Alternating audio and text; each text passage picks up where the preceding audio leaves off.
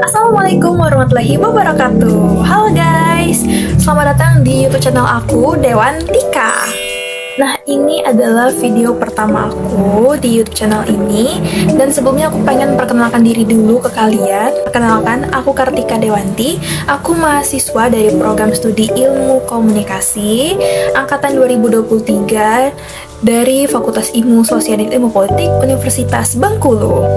Dan karena aku adalah mahasiswa angkatan 2023, otomatis aku sekarang udah memasuki semester 3.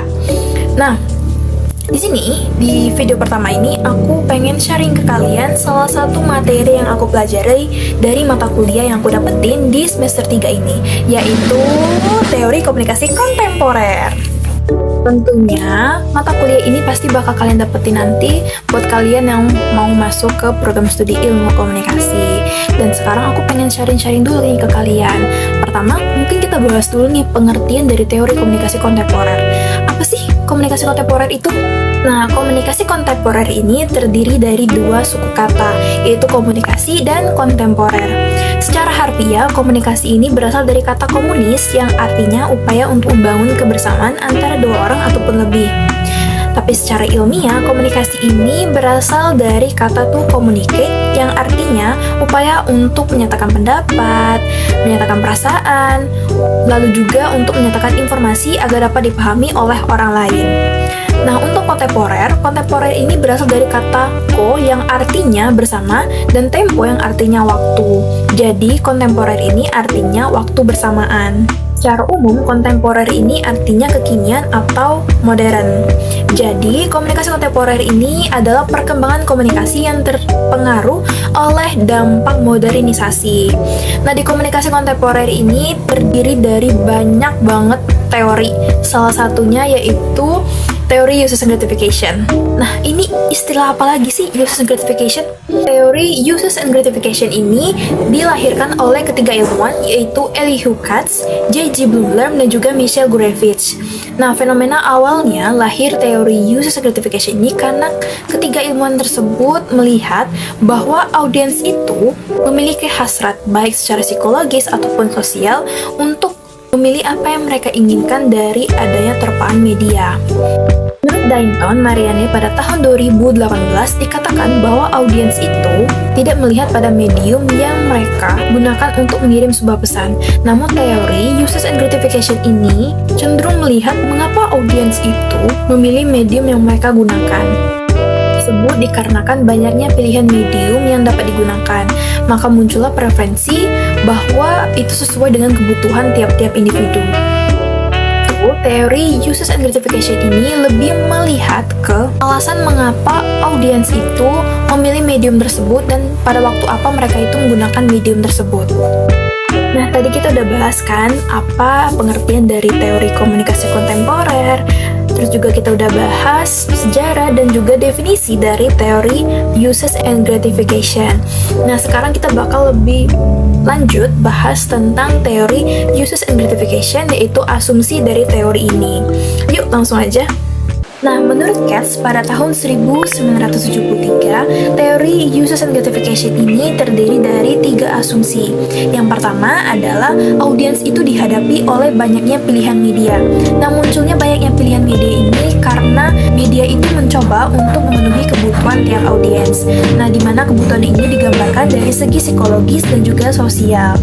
Untuk poin yang kedua adalah berangkat dari kebutuhan audiens yang berbagai macam bentuknya, media itu dikaitkan oleh teori uses and gratification yang mana mencoba untuk mengidentifikasi kebutuhan tiap-tiap audiens. Yang ketiga adalah terjadi kompetisi antar media yang mana mencoba untuk memenuhi kebutuhan tiap audiens. Sedangkan menurut Griffin pada tahun 2018, ia mengatakan bahwa ada typology atau kelompok klasifikasi yang menggambarkan hubungan antara audiens dengan media menurut teori uses and gratification. Yang pertama, ada passing time sebagai upaya untuk mengisi waktu luang. Yang kedua, companionship untuk mendapatkan teman atau partner yang baru. Yang ketiga, escape untuk memiliki waktu sendiri dan melarikan diri dari tekanan suatu masalah. Yang keempat, enjoyment untuk mendapatkan sesuatu yang menyenangkan. Yang kelima, social interaction untuk menciptakan hubungan dengan orang lain. Yang keenam, relaxation sebagai tempat untuk relaksasi. Yang ketujuh, information untuk menggali informasi atau membuat audiens tetap up to date. Dan yang kedelapan atau yang terakhir yaitu excitement untuk mendapatkan sensasi lain yang bersifat menyenangkan. Dalam teori uses and gratification ini, menggunakan media itu dipengaruhi oleh berbagai macam motif. Nah, motif-motif ini diduga dapat memunculkan kepuasan bagi pengkonsumsi media tersebut. Nah, salah satunya ada motif penggunaan media menurut Mickwell, yaitu sebagai berikut. Yang pertama, ada informasi yang mana kita bisa mencari berita tentang peristiwa dan kondisi yang berkaitan dengan lingkungan terdekat, masyarakat, dan dunia. Kita juga bisa mencari bimbingan menyangkut berbagai masalah praktis, pendapat, dan hal-hal yang berkaitan dengan penentuan pilihan. Lalu juga ada identitas pribadi di mana kita bisa menemukan penunjang nilai-nilai pribadi, menemukan model perilaku, mengidentifikasi diri dengan nilai-nilai lain dalam media. Lalu juga yang ketiga ada integritas dan interaksi sosial di mana kita bisa memperoleh pengetahuan tentang keadaan orang lain. Lalu juga kita bisa mengidentifikasi diri dengan orang lain dan meningkatkan rasa memiliki. Kita juga bisa memperoleh teman, membantu menjalankan peran sosial, dan juga kita bisa memungkinkan seseorang untuk dapat menghubungi sanak keluarga, teman, dan masyarakat. Dan yang keempat, kita bisa mencari hiburan di mana kita bisa melepaskan diri atau terpisah dari permasalahan, bersantai, memperoleh kenikmatan jiwa dan estetis, mengisi waktu dan juga menyalurkan emosi. Sedangkan menurut Ashadi Siregar dan Sonam Pasaribu, terdapat 3 motif yang mendorong seseorang untuk menggunakan media.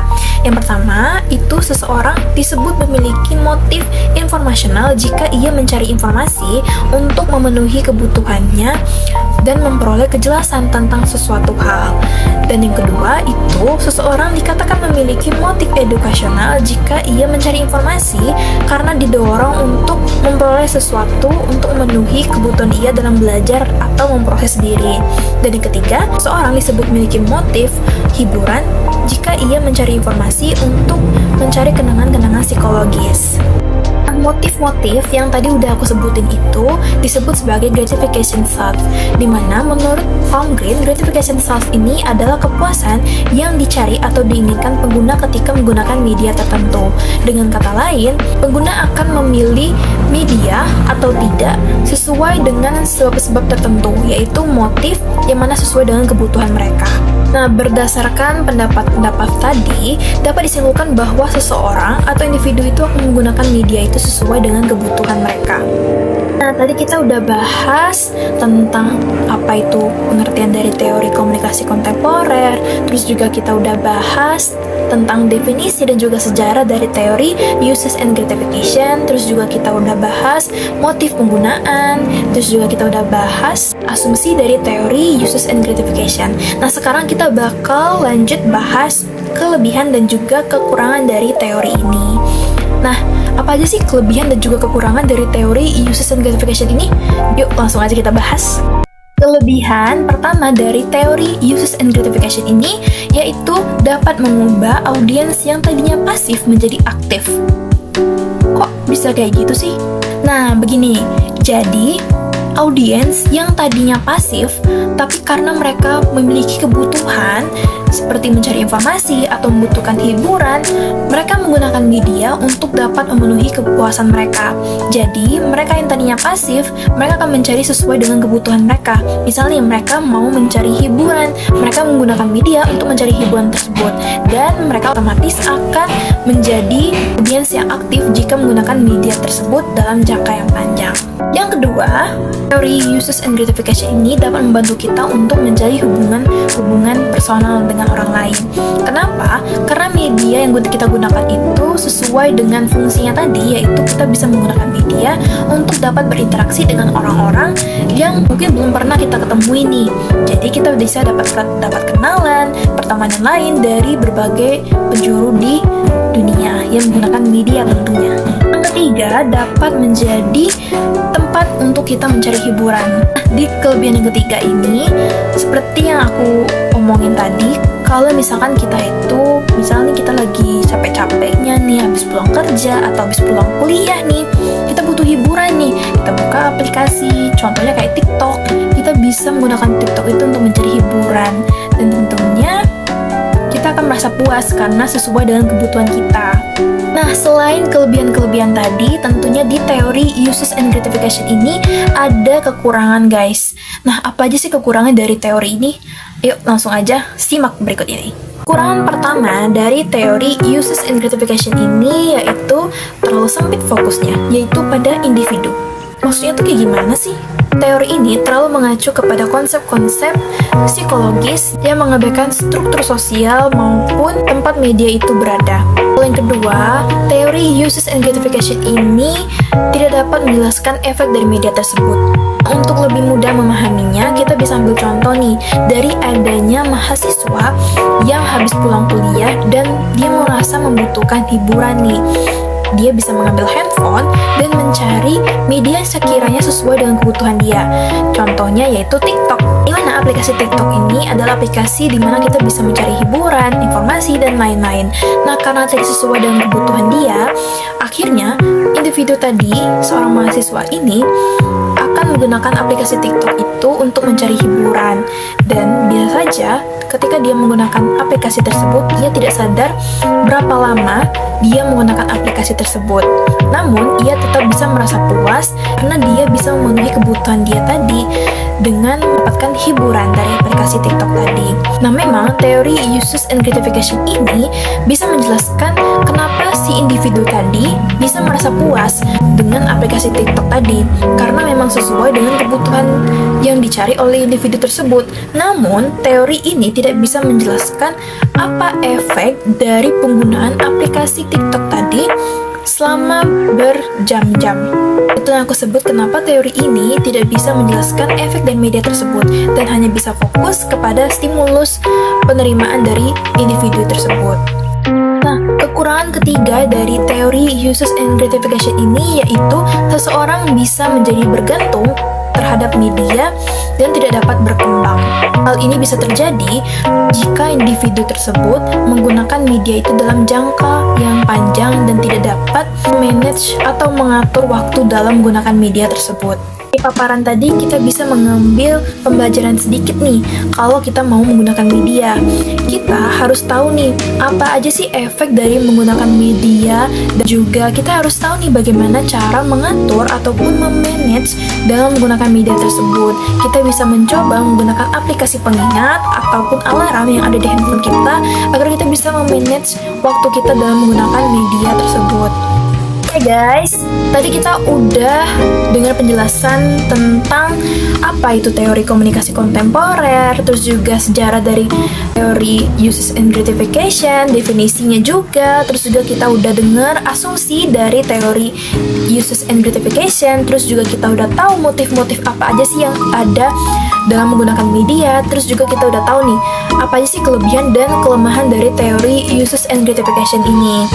Nah, mungkin buat kalian semua yang pengen tahu lebih lanjut dan pengen lebih banyak tahu nih tentang teori komunikasi kontemporer, khususnya tentang teori uses and gratification, aku udah meletakkan sumber-sumber dari materi yang aku sampaikan ke kalian tadi di description box. Jadi tinggal kalian klik aja link-linknya, nanti kalian bisa langsung menuju ke sumber referensi tersebut. Nah, buat kalian juga nih yang pengen diskusi-diskusi bareng, kalian bisa banget komen di kolom komentar di bawah, dan jangan lupa untuk like dan share ke teman-teman kalian yang mungkin pengen tahu nih tentang teori uses and gratification. Oke, sekian dari aku, Kartika Dewanti. Wassalamualaikum warahmatullahi wabarakatuh. Bye.